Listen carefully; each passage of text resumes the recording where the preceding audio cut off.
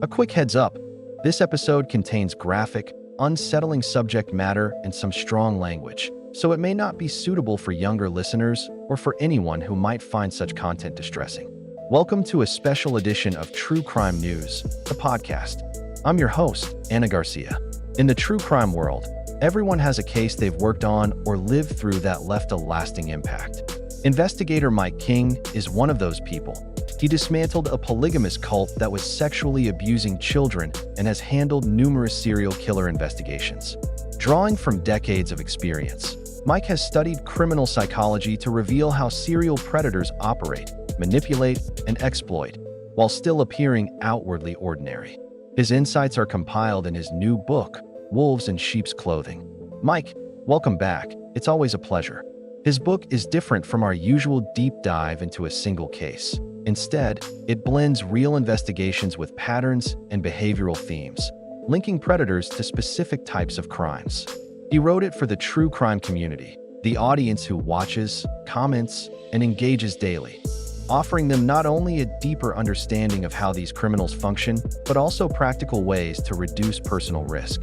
We discuss how some offenders, particularly in domestic violence situations, pursue victims relentlessly despite police involvement, relocation, or name changes.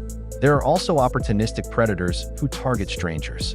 Mike explains that law enforcement often distinguishes between low-risk victims, whose lives are structured and circles of contact small, and high-risk victims, such as those involved in dangerous or illicit activities, who are more vulnerable to random attacks.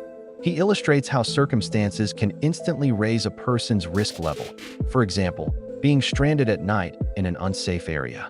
This leads to the concept of predator focus, or what Mike calls the hunter's gaze, the moment a criminal locks onto a target and begins planning. He shares chilling interviews with serial killers who describe the predatory process in terms of stalking prey, though he and I agree that, unlike animals who kill for survival, human predators act out of psychological drives, sport, or compulsion. We explore parallels between wildlife hunting behavior and offender patterns, including geographic hunting grounds and the cycles in which crimes occur. We also discuss how not all needs are physical. Many predators pursue psychological gratification illegitimately, justifying their actions in disturbing ways.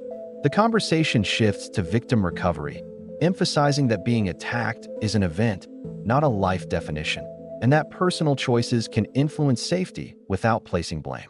Mike stresses the value of situational awareness, being mindful of surroundings, recognizing changes in risk, and trusting gut instincts. Often, people ignore warning signs out of politeness or fear of overreacting, but asserting clear boundaries early can deter manipulation.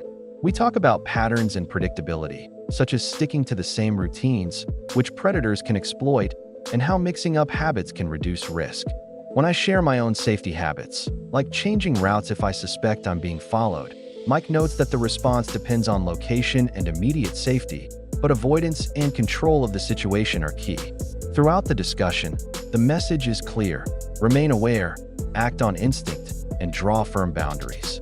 By understanding predator psychology and our own patterns, we can better protect ourselves and support survivors in reclaiming control.